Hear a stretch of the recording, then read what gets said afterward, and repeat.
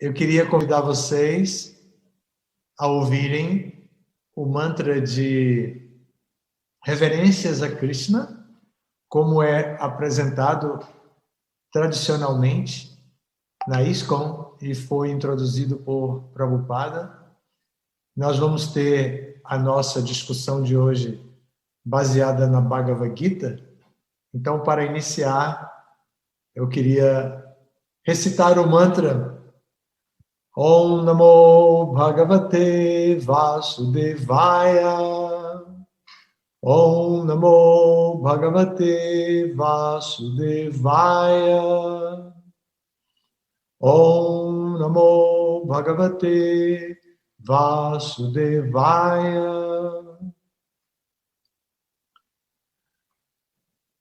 Lembrando de Sua Divina Graça A.C. Bhaktivedanta Swami Prabhupada, nosso mestre espiritual, iniciador e instrutor, estamos aqui reunidos para discutir um assunto importante, como já tive a oportunidade de introduzir. Eu queria ler o verso 9 do capítulo 10 do Bhagavad Gita, onde vamos descrever, ou melhor, onde o próprio Krishna descreve os pensamentos de seus devotos, como os seus devotos conduzem seus pensamentos, como eles levam sua mente a pensar, qual é o objeto de meditação dos devotos.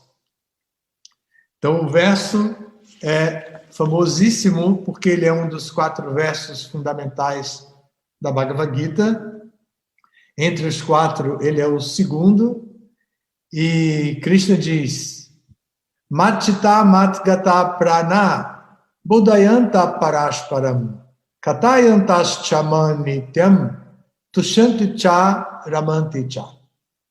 Os pensamentos de meus devotos puros residem em mim. Suas vidas são plenamente devotadas a meu serviço, e eles obtêm grande satisfação e bem-aventurança, sempre se iluminando uns aos outros e conversando sobre mim. Esse é o verso. Eu vou ler o primeiro parágrafo do significado de Prabhupada, e Prabhupada diz: os devotos puros, cujas características são mencionadas aqui, ocupam-se plenamente no serviço transcendental amoroso ao Senhor. Suas mentes não podem afastar-se dos pés de lótus de Krishna.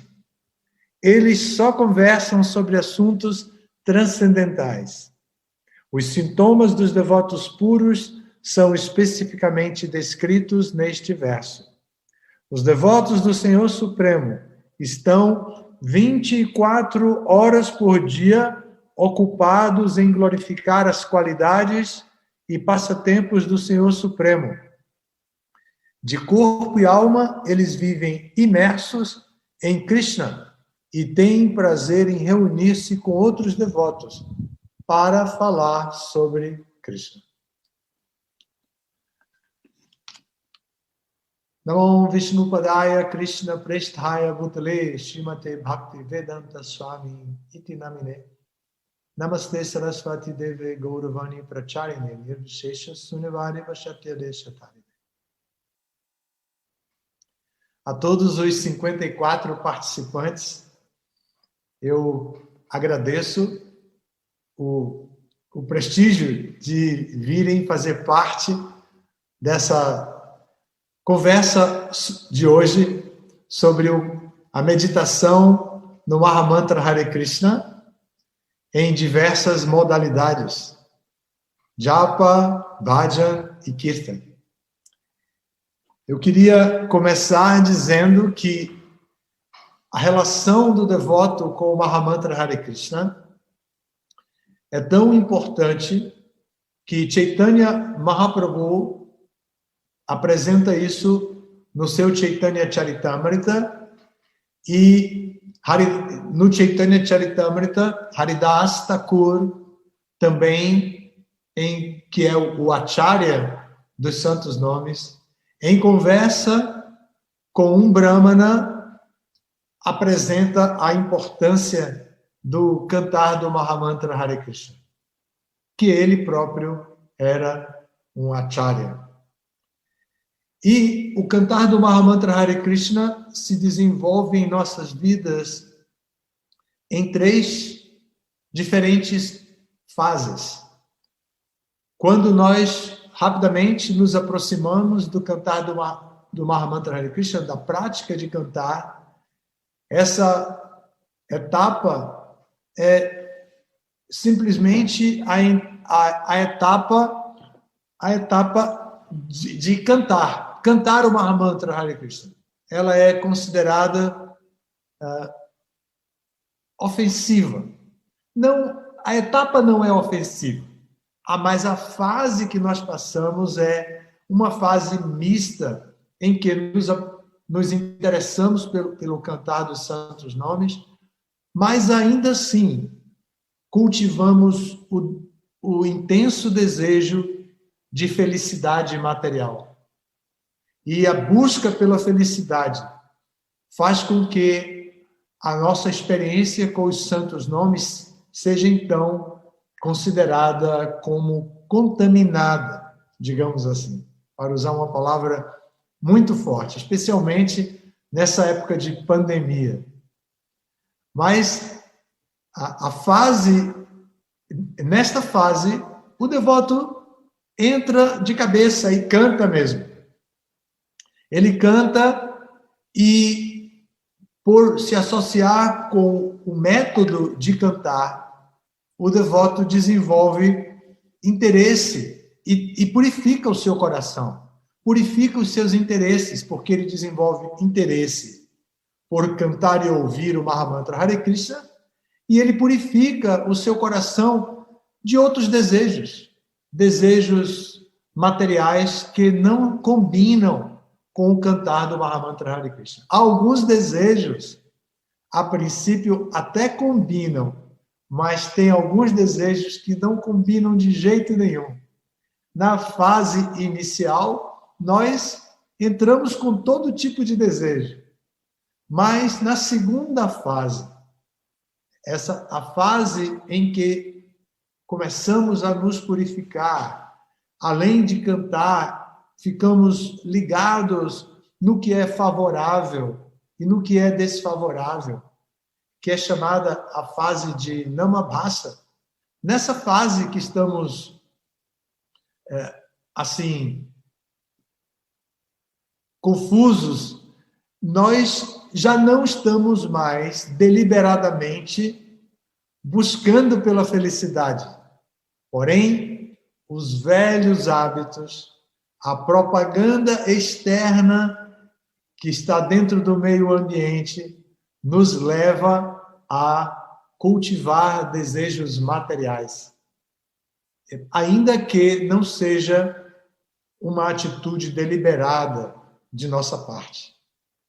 Por fim, depois de muito treinamento, muita prática nessa fase, nós passamos para a fase Shuddha, a fase pura, do cantar os santos nomes puramente. Os santos nomes são sempre puros, eles não se contaminam. Porém, nós nos contaminamos com o meio ambiente e cantamos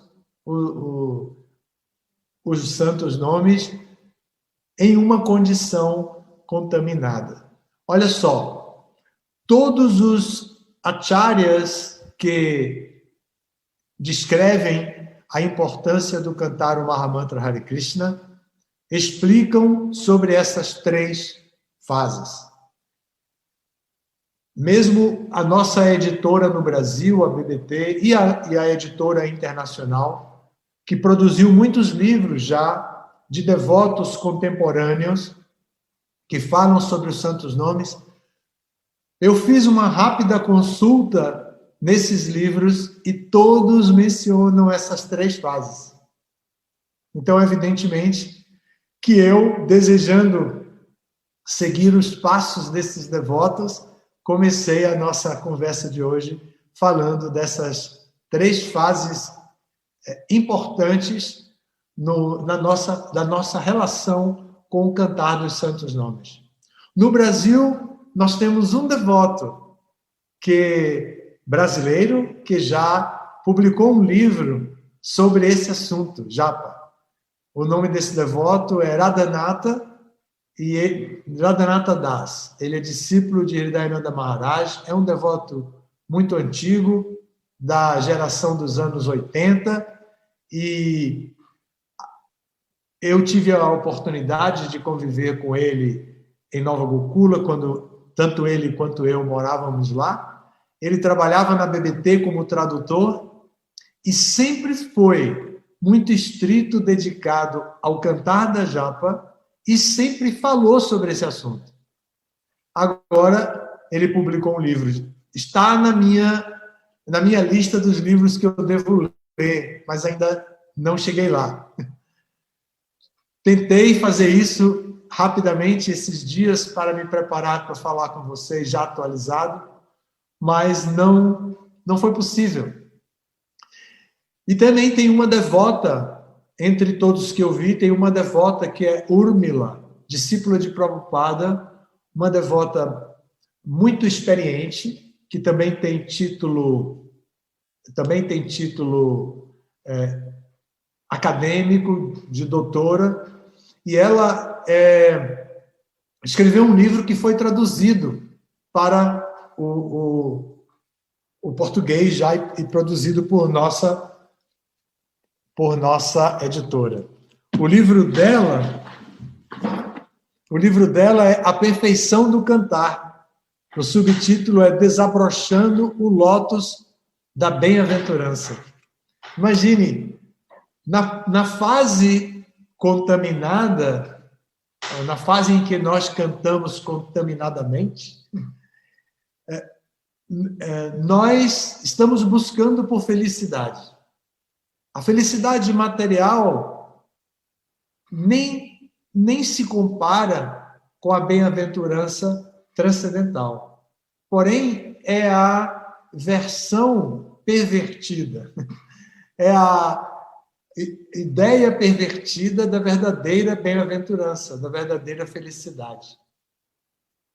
E aqui, Urmila vai mostrar que a perfeição do cantar se dá com o desabrochar do lótus da bem-aventurança. Mas ela usa a expressão com o verbo no gerúndio, desabrochando. Então, ela está mostrando a dinâmica do processo. E a responsabilidade dessa dinâmica, então, vai caber a nós próprios, a cada um de nós. Então, somos nós que temos que cuidar para que essa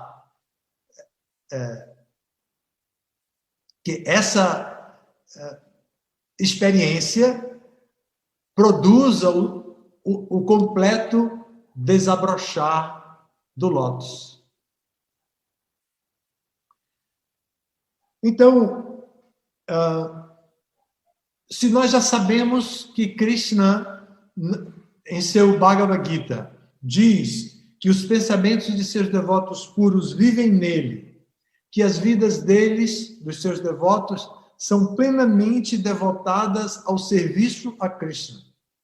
Se o serviço a Krishna é apresentado nas Escrituras em diferentes modalidades, e uma delas é ouvir e cantar, então os devotos cantam as glórias de Krishna e também cantam os nomes de Krishna. Krishna é absoluto, a sua forma, sua parafernália, seus nomes não são diferentes dele próprio. Então, tanto as atividades, os passatempos de Krishna, como os seus santos nomes têm a mesma potência transformadora da nossa vida material. Nós que estamos aqui condicionados à vida material que estamos agora dentro desses corpos materiais e dentro desses corpos nós aproveitamos todos os recursos deles, como inteligência, mente, sentidos, e até mesmo a natureza com a qual ele está formatado, seja essa natureza de Varna, seja de Ashram, seja também pela influência dos modos da natureza em si, nós podemos promover essa transformação através do processo da consciência de Krishna, adotando o serviço devocional a Krishna. Então, Krishna define que os seus devotos puros cantam e falam sobre ele, sobre as suas glórias e sobre os seus santos nomes. E nós tivemos acesso a isso através do nosso mestre Prabhupada. Prabhupada saiu da Índia, veio para o Ocidente. No Ocidente, Prabhupada estabeleceu o seu movimento, o movimento Hare Krishna, a partir da prática do cantar dos santos nomes. Ele foi para a praça e ali mesmo cantou. Até fechou os olhos para ficar bem imerso na atmosfera pura do cantar dos santos nomes. E rapidamente algumas pessoas se aproximaram e depois algumas entre essas pessoas passaram a ajudar e o movimento cresceu, nasceu. Depois cresceu, se expandiu por todo o globo terrestre. Chegou até nós aqui. Agora está na plataforma virtual. Atinge o globo todo nessa plataforma virtual praticamente sem limites. É bem interessante tudo isso, mas é o cantar dos santos nomes. São os santos nomes de Krishna. Então, essa experiência que é vivificada em todas as escrituras sagradas é também apresentada nos Upanishads. Eu vou ver aqui uma cola que eu preparei para dizer o nome do Upanishad. Kali Santarana. Kali Santarana Upanishad. No Kali Santarana Upanishad está dito o seguinte, vou ler para vocês. Essas 16 palavras, Hare Krishna, Krishna Krishna, Hare Hare, Hare Rama, Rama Rama, Hare Hare, são especialmente feitas para contra-atacar as contaminações da era de Kali. Esses 16 nomes, compostos por 32 sílabas, são o único meio de contra-atacar os efeitos maléficos de Kali Yuga.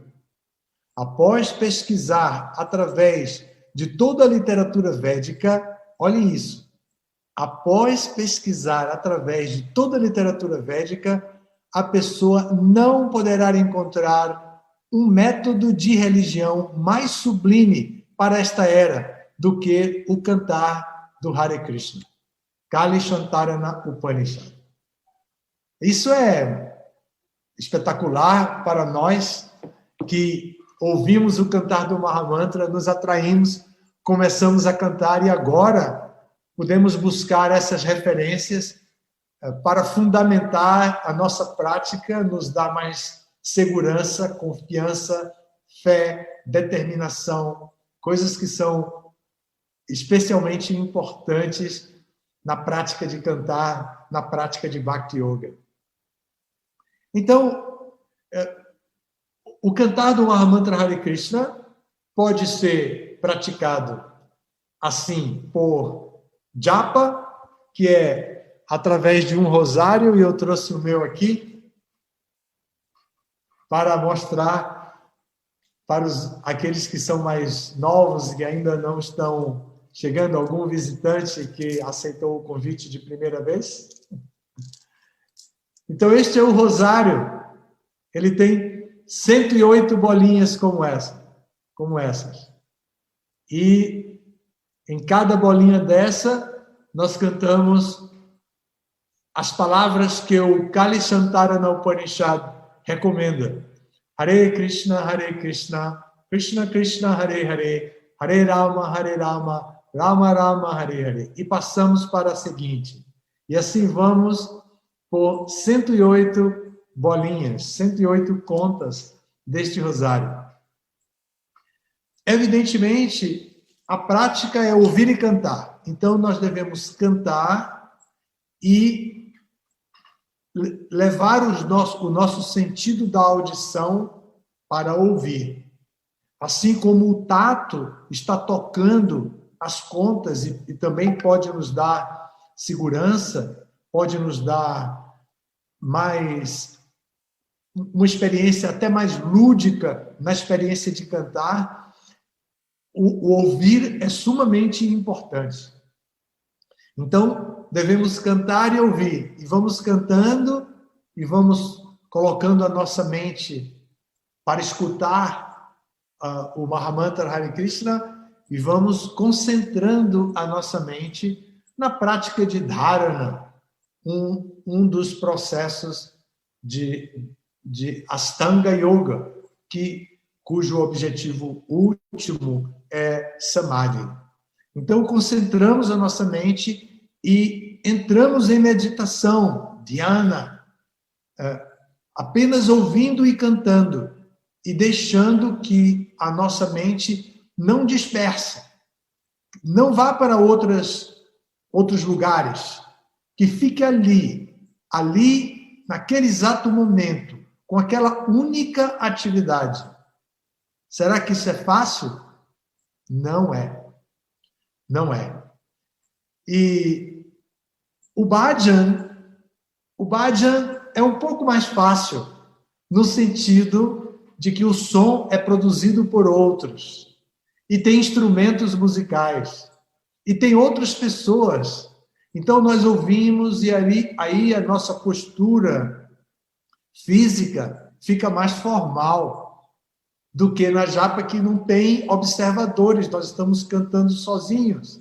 Mas no bhajan não, no bhajan é um conjunto, há pessoas cantando e produzindo som com instrumentos musicais. E aí nós cantamos e ouvimos os sons, o som dos instrumentos que nos leva e favorece a meditação. Mas também não podemos dizer que é fácil. É mais fácil que a japa, mas não podemos dizer que é exatamente fácil. E aí tem uma terceira opção, que é o Kirtan. No Kirtan, nós não estamos buscando uma meditação passiva no que se refere ao corpo. O corpo não está sentado. No Kirtan, ele se levanta e ele canta e também dança. E, através de expressões corporais, ele começa harmoniosas, né? Rítmicas, com a música, ele começa a se relacionar com o Mahamantra Hare Krishna, o som que vem dos instrumentos musicais, as outras pessoas que também estão dançando e interagindo com eles. Então, no Kirtan, há uma facilidade a mais para uma experiência avassaladora dos sentidos, incluindo a mente como o sexto sentido. A inteligência, no entanto, precisa estar iluminada, determinada a fazer parte, seja do Kirtan, seja do Bhajan, seja também da Japa. É por isso que devotos, como eu citei alguns nomes, no Brasil, Radhanatha e Urmila, uma devota, e também Burijana Prabhu, até Mahanidhi Swami, que um devoto muito antigo, que viveu muitos anos em Vrindavana, também produziu um livro muito genuíno, A Arte de Cantar Hare Krishna. E, assim, nós temos instruções de Prabhupada, nós temos instruções dos devotos contemporâneos, nós temos realizações dos devotos, inclusive Satsvarupa Maharaj, na década, no fim, provavelmente no início da década de 80, já 80, 81, ele produziu o livro Reforma da Japa. Um livro muito interessante, que ele se declara, por sua humildade natural de um devoto, ele se declara como não cantando puramente, mas por querer cantar de forma disciplinada para desenvolver pureza suficiente para cantar melhor, então ele decidiu colecionar as instruções de Prabhupada e de outros acharyas a respeito da japa e então compilar na forma de um manual e apresentar. E isso também existe em língua portuguesa. Nossa editora BBT também produz esse livro.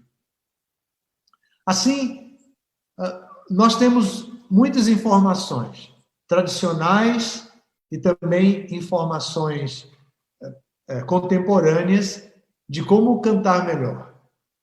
Eu preparei alguns slides aqui para apresentar para vocês, compartilhando essa tela. E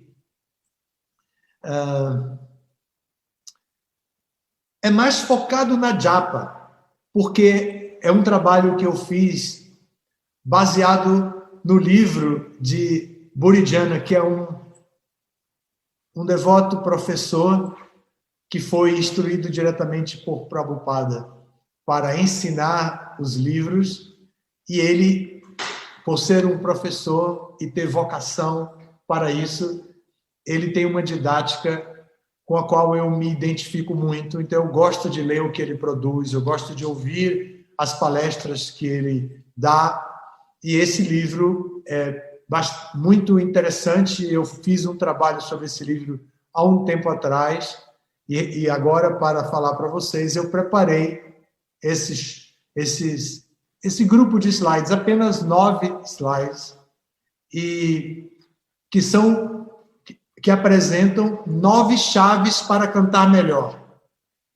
É dedicado a japa, porém, também pode ser aplicado a Bhajan Kirtan, porque é principalmente uma experiência muito íntima, muito forte, a experiência de autorrealização na percepção do indivíduo que se propõe à autorrealização.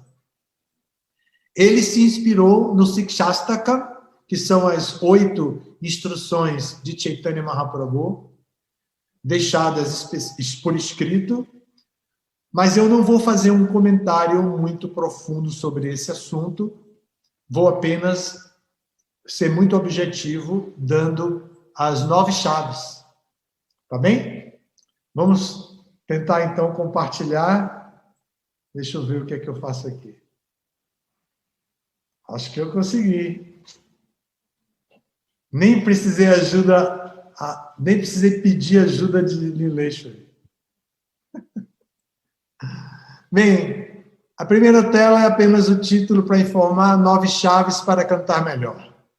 Inspirado no livro Japa, de Burijana. Burijana é discípulo de Srila Prabhupada. Então, a primeira chave é essa: simplesmente cante. Ou seja, não deixe a sua mente interferir na sua iniciativa de cantar. Para cantar, simplesmente, então, siga as instruções de Prabhupada. Prabhupada deu muitas instruções sobre cantar. Ele ensinou sobre a japa, como pegar na japa. Os primeiros devotos foram para um armarinho e compraram bolas de plástico, vermelhas, e fizeram assim, ensartaram essas bolinhas e fizeram uma japa. Eu também tive essa experiência quando comecei, não tinha produtos vindos da Índia, assim, naquela época era muito difícil. O devoto que pregou, que me apresentou a consciência de Krishna, meu Vartma Pradaksha Guru, que é Dhruvananda, não tinha para me oferecer, mas ensinou. Então, no nosso grupo tinha um senhor já, uma pessoa mais velha do que a gente, e ele disse, eu conheço uma árvore centenária que fica numa praça aqui da nossa cidade, que é Salvador, né? E disse, e eles têm ela produz uma bolinha preta que eu acho que vai servir para fazer japa. Então ele foi lá, catou as sementes dessa árvore e ensartou e começou a dar de presente para a gente. Então a gente cantava nessa volta. Eu, pessoalmente, que já vinha da yoga, eu tinha uma japa de Rudraksha, da minha iniciação na yoga, eu recebi uma japa também com 108 contas. Era pequenininha, mas era bonita, tinha sido banhada no rio Ganges, então eu tinha todo aquele misticismo e eu cantava. Naquela época eu cantava outro mantra, o mantra da minha iniciação. Mas depois, logo que eu conheci o movimento e compreendi a importância do Mahamantra, dos nomes de Krishna, passei a cantar os nomes de Krishna, na mesma japa. Posteriormente, eu consegui essa e estou com ela até hoje. Desde 75 eu canto nesse mesmo rosário ou japa. Então, o Prabhupada nos instruiu coisas assim práticas, como eu acabei de dar o meu testemunho, irmãos e irmãs. Acabei de dar esse testemunho, mas Prabhupada deu instruções em todos os níveis da experiência da absorção no cantar dos santos nomes de Krishna. Desde esse prático que eu acabei de falar, que é a minha experiência, até como cantar seriamente, como se sentar. Tem até uma fita de Prabhupada cantando japa, que em um dado momento ele fala, sit properly, para alguém, provavelmente alguma criança, mandando sentar direito, né? Tipo, senta direito. Então ele diz assim para a pessoa que estava cantando, mas estava lá daquele jeito, né? Então o Prabhupada interrompe a sua japa para dizer para o seu discípulo que cante direito. Então o Prabhupada disse tudo, disse qual é o melhor horário para cantar. Ele disse também que para os sankirtaneiros era muito melhor cantar toda a japa antes de sair para a rua para distribuir os livros. Então o Prabhupada deu muitas instruções importantes, práticas, filosóficas. Falou muito do Mahamantra Hare Krishna. No livro Canções Vaishnavas, que também a BBT produz, nós vamos encontrar uma explicação linda de Prabhupada a respeito do Mahamantra Hare Krishna. Isso é muitíssimo importante também. Bom, a primeira chave é simplesmente cante. Não se preocupe com as divagações de sua mente. Não se preocupe com as suas responsabilidades, com estudo, com trabalho, com a família, com nada. Não se preocupe com as divagações que possam surgir naquele momento. Se dedique a cantar. Simplesmente cante. Evidentemente que antes disso já tem uma deliberação muito responsável de que de tal hora até a tal hora eu vou me propor a cantar o Mahamantra Hare Krishna, não é? O nosso nível de responsabilidade exige que sejamos bem organizados, né? Aí o terceiro item de simplesmente cante, que é a primeira chave, diz: resgate sua atenção sempre que necessário. Você não precisa se preocupar com as divagações, ficar batendo a mão na cabeça, assim, aquelas coisas, ou ficar no canto de uma parede, na esquina, assim, batendo a cabeça, ou cantando para ouvir o mantra e fugir. Não precisa fazer nada disso. Porém, é preciso fazer um esforço, empreender um esforço sério para resgatar a atenção. E siga em frente. Siga em frente cantando. Vai cantando. Essa é a orientação. Segunda, escute cada Mahamantra. Difícil? É muito difícil. Todos nós sabemos que é difícil escutar o Mahamantra a cada um dos 108. E para os devotos que buscam iniciação espiritual e que são iniciados, eles vão fazer 16 voltas desse rosário. Isso vai dar 1728 Mahamantras. Imagine o que é cantar por 2 horas, 1728 vezes o mesmo mantra e se manter escutando o mantra completo com suas 16 palavras, suas 32 sílabas. É muito difícil. Temos que admitir que não somos de Satya Yuga, nem de Treta Yuga, nem de Dwapara Yuga. Nós somos homens e mulheres da era de Kali, a era das desavenças. E a primeira desavença que temos é com a nossa própria mente. Ela não é nossa amiga. Ela é bem cruel com a gente. Ela nos leva para qualquer lugar. Bom, procure trazer a mente para o momento presente. Se você se determinou a cantar por quatro voltas, que vai dar mais ou menos meia hora, então dedique meia hora a cantar. E, nesse momento, tenha o cuidado de desligar o celular, desligar o WhatsApp, tudo mais, de ficar dedicado a isso. Procure viver o momento presente. E simplifique sua atenção. Não faça muitas coisas ao mesmo tempo. Procure escutar cada mantra. Mas fique contente se você conseguir prestar atenção a pelo menos uma das 3 palavras Hare, Krishna e Rama, que são combinadas e produzem 16 palavras. Então, não se martirize. Não se martirize ou não fique decepcionado consigo mesmo. Não perca o entusiasmo da prática de mantra yoga, de cantar o Mahamantra, simplesmente porque sua atenção foi perdida, a sua mente foi para o passado ou para o futuro e você, de alguma forma, se atrapalhou.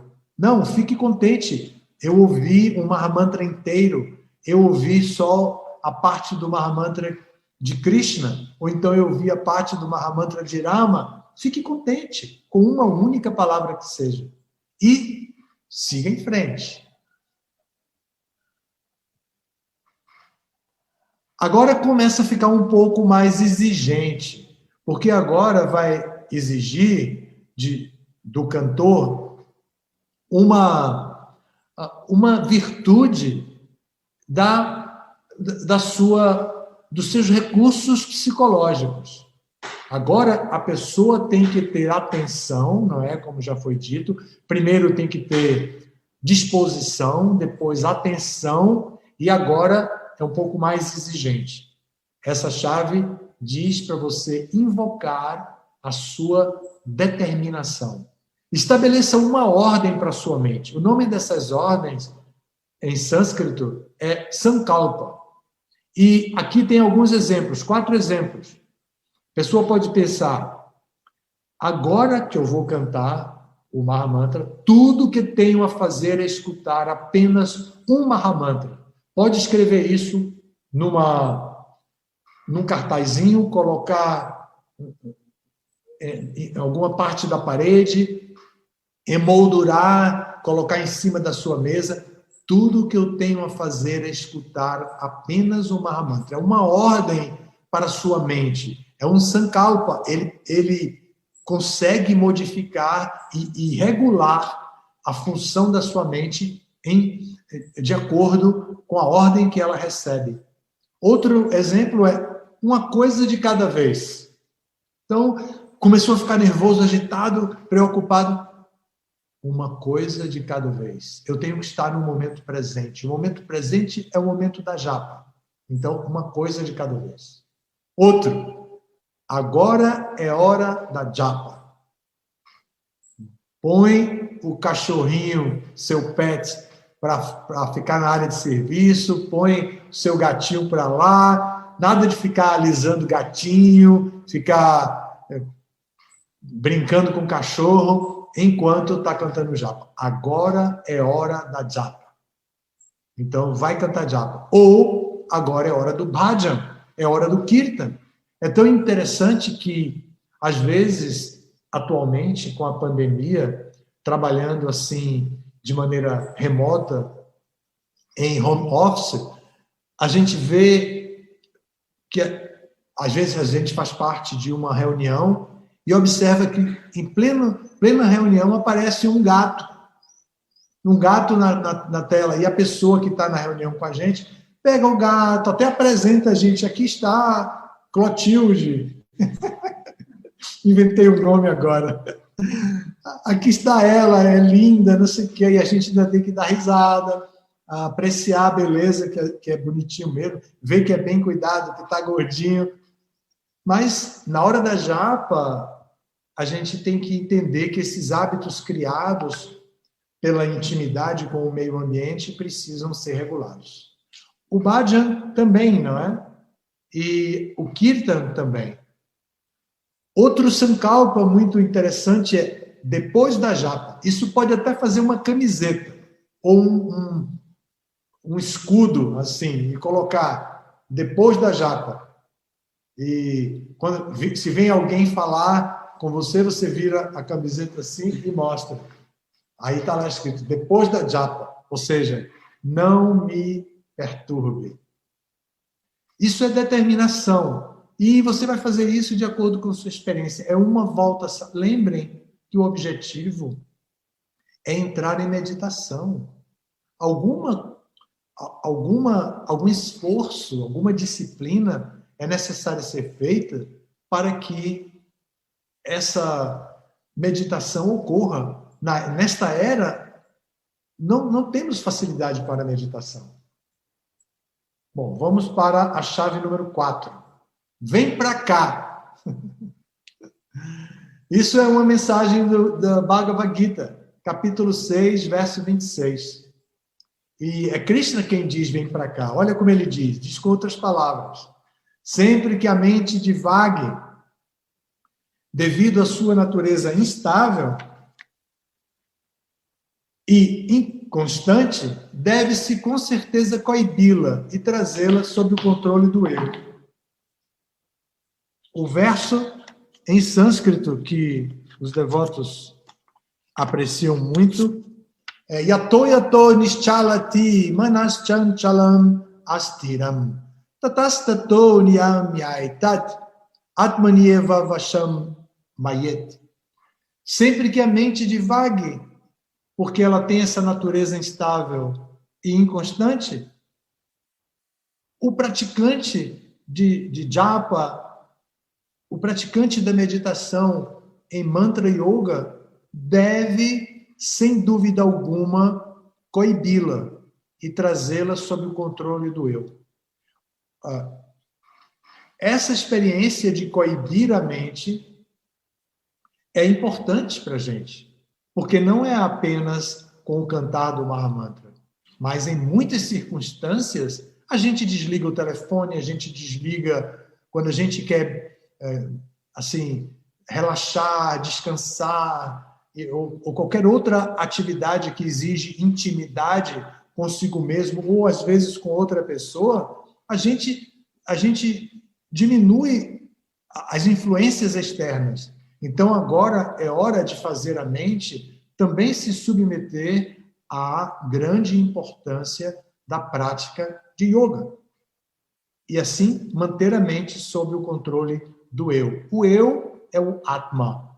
O Atma é a própria entidade viva, a nossa verdadeira identidade. Eu tenho aqui um amigo nessa região do Nordeste onde eu estou. Agora eu estou em Campina Grande. Ele mora em uma cidade que fica no caminho até na estrada que vai para Vrajadama. Eu esqueci o nome da cidade. Mas o nome dele é Edvan. A gente chama de Edpan. Mas ele colocou agora para mim uma foto dele, com barba, cabelo, tudo, e colocou assim: neste cara estou eu. Eu achei o máximo, porque é exatamente a nossa filosofia. Este corpo material não é a nossa identidade. Então, mas o eu é a alma. Então, em todas essas pessoas que somos nós, vive realmente as nossas verdadeiras identidades, falando de todos nós assim, ao mesmo tempo. Então, como indivíduos, nós temos a nossa identidade, e essa identidade é alma pura. Bom, vamos para a chave número 5. Desapegue-se de quê? Desapegue-se de tudo mais para poder manter o foco. Então, desapegue-se também do resultado de cantar puramente, do resultado de cantar perfeitamente, de cantar muito, de obter o resultado de cantar, por exemplo, 1728 Mahamantras em 2 horas, ouvindo e prestando atenção. Desapegue-se do resultado. A liberdade em cantar vem de manter o foco em cada mantra por vez. E se perdeu um, não volte para o mantra anterior. Siga em frente. Isso já é lição desde a primeira chave. Siga em frente. Não volte para o mantra anterior. Porque agora que você percebeu que não estava prestando atenção, que não escutou, que não prestou atenção, e vai cantar o próximo, canta o próximo. Canta o próximo. Às vezes a gente quer se libertar da responsabilidade de cantar, e a primeira coisa que a gente pensa é que tem que deixar de cantar 16 voltas. Eu agora vou cantar o número que dá. Eu canto o número que eu posso cantar. E a gente pensa que está vivendo a liberdade. Não, nós estamos vivendo uma situação que a nossa filosofia chama de apego ao resultado. Nós não conseguimos o resultado que gostaríamos de estar de cantar perfeitamente bem. Então, nós deixamos aquele resultado superior e nos conformamos com o resultado inferior. Lembram da história das uvas verdes e a raposa? A raposa tenta pular, saltar para abocanhar um cacho de uvas numa parreira. E ela tenta e não consegue. Mas, depois, ela entende que não conseguiu, aí ela diz: as uvas estão verdes. A gente não sabe nem se raposa come uva, mas a história conta isso, e serve muito bem para que a gente possa entender que, às vezes, a nossa mente é assim, tão malvada com a gente, que ela não nos deixa compreender a nossa verdadeira natureza, as nossas verdadeiras limitações. Então, a gente pensa que liberdade é deixar de cantar o número prescrito pelo mestre espiritual. Tolice. Tolice é fraqueza, não é força. Essa liberdade não é força. Às vezes, a gente escuta devotos iniciados dizendo: agora eu quero estar livre, fazer o que eu tenho vontade, eu não quero estar sob disciplina, mas quem deu a disciplina foi o mestre que vai nos levar de volta ao mundo espiritual, que está nos dando tudo. Então, alguma coisa ele deve saber de importante para nos dar aquele processo. Por que vamos rejeitar isso e pensando que estamos livres? Então, o último aí a última informação para desapegue-se é escutar pelo menos um mantra é maravilhoso. Assim fala Burijana Das.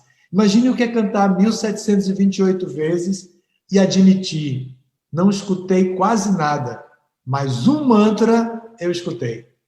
Ele diz que isso é maravilhoso e a gente deve cantar. No dia seguinte, a gente deve voltar a cantar de novo, disciplinadamente, para ter essa experiência maravilhosa.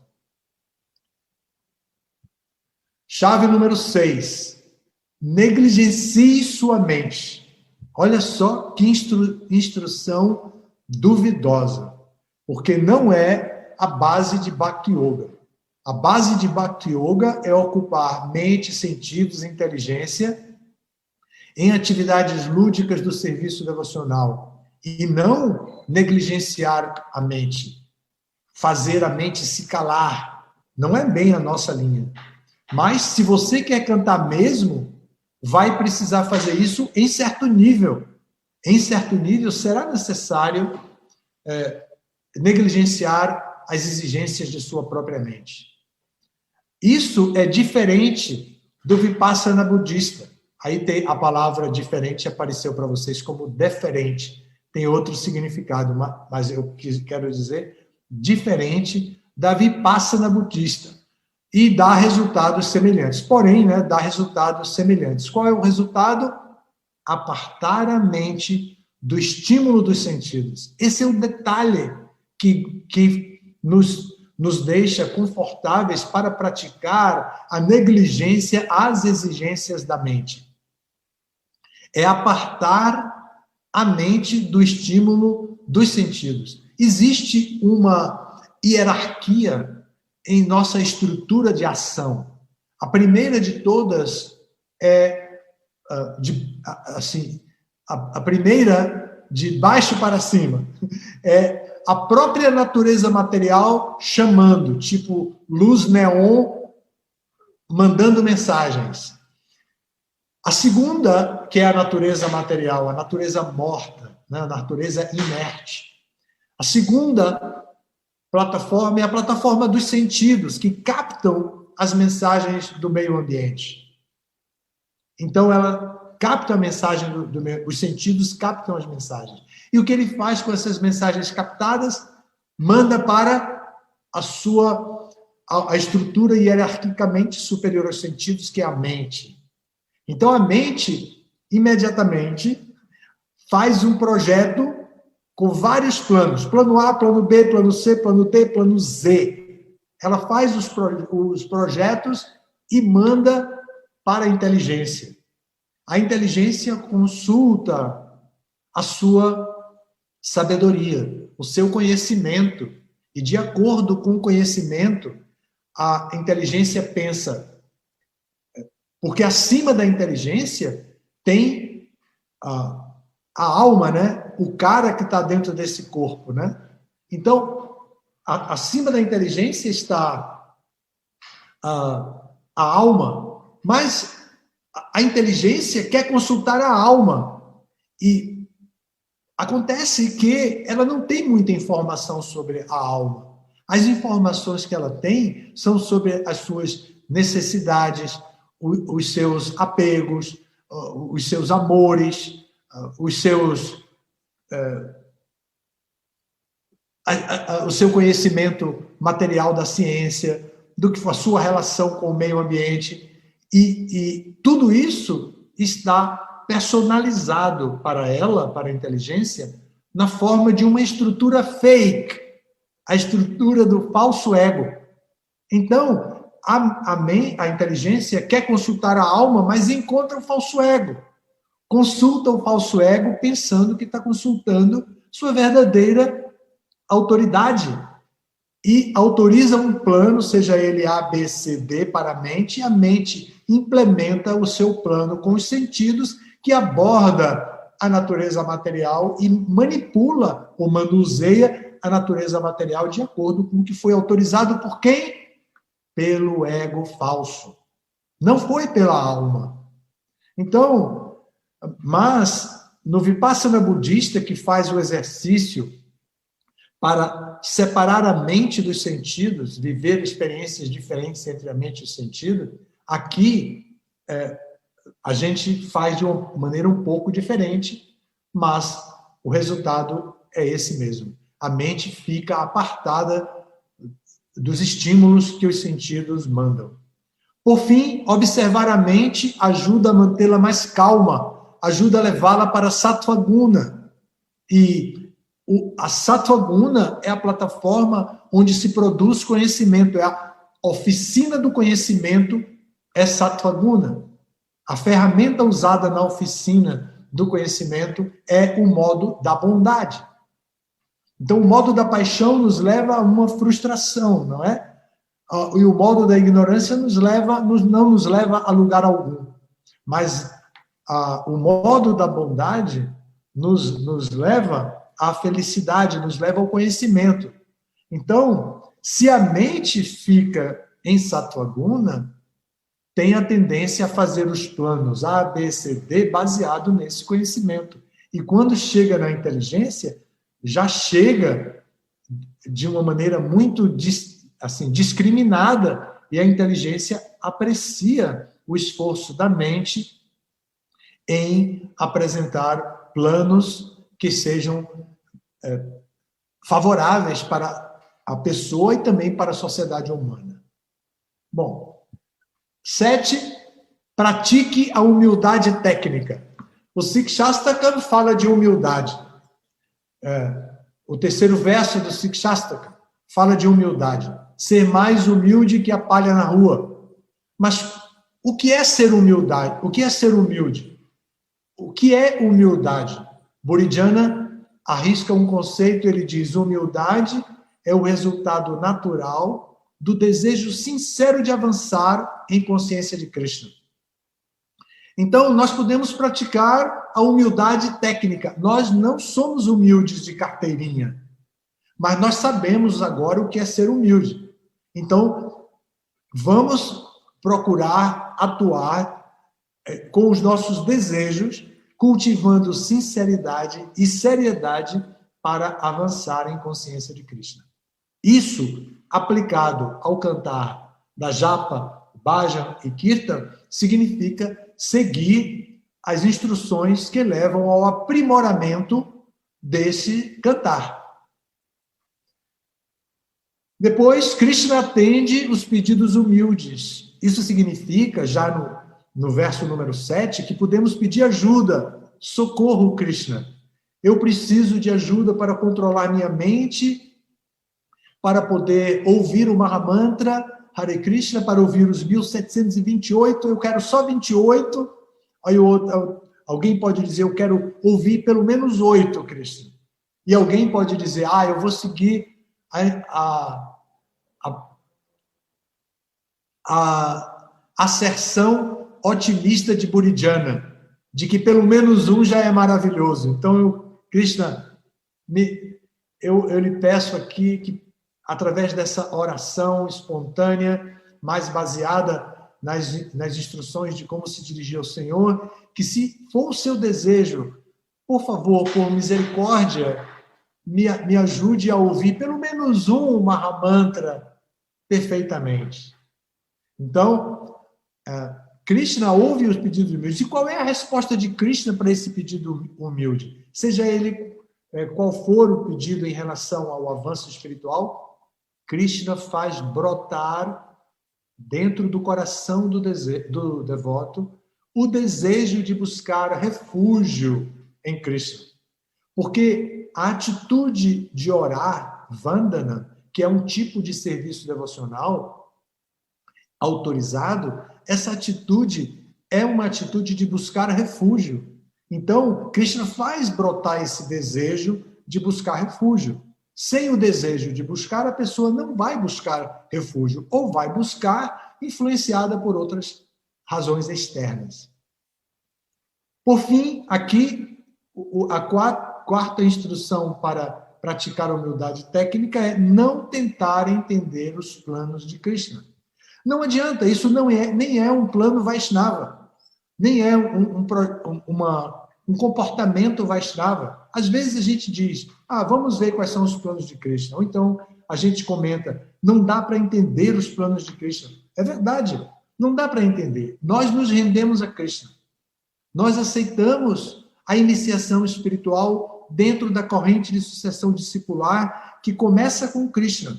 E o conhecimento vem de forma descendente até nós. Agora, Krishna tem um plano. Se o plano dele for me fazer sofrer, eu tenho que me acalmar, me resignar com esse sofrimento que eu não posso solucionar e entender que é o plano de Krishna. Não adianta tentar entender e tentar julgar Krishna como justo ou injusto, como a gente faz com o mundo material. A gente está com essa mania de justiça, porque faz parte da nossa compreensão filosófica a respeito da vida social, e agora a gente não pode aplicar, no entanto, esse mesmo conceito a Krishna. Krishna é sempre justo, e nós precisamos, uma vez rendidos a Krishna, nós precisamos cultivar a humildade e com o desejo muito sincero de avançar em consciência de Krishna, buscar o refúgio de Krishna. Vamos à oitava. Depois tem a nona e então vem perguntas, tá?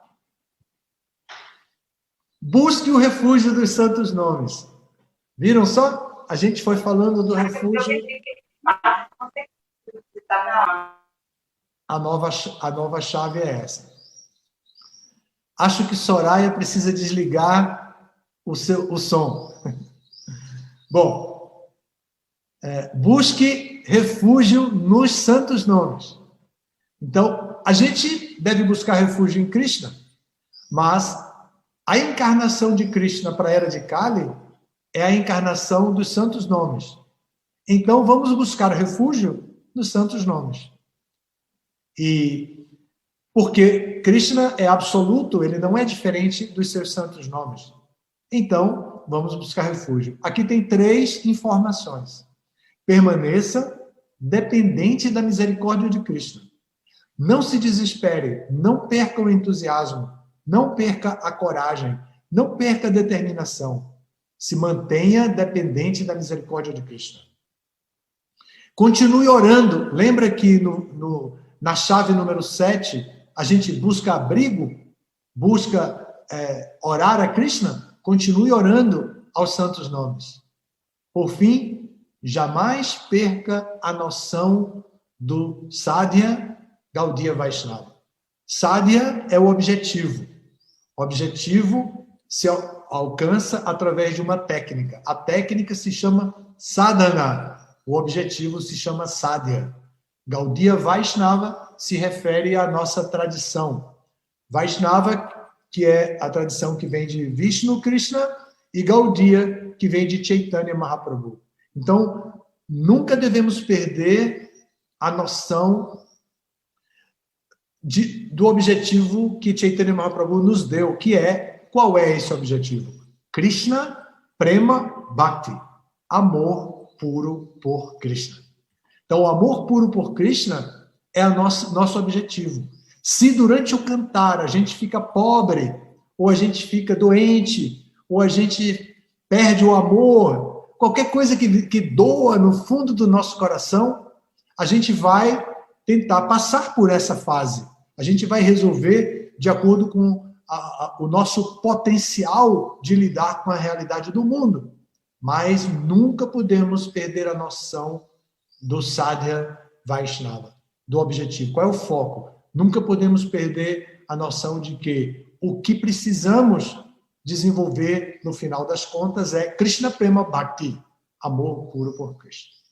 E o último,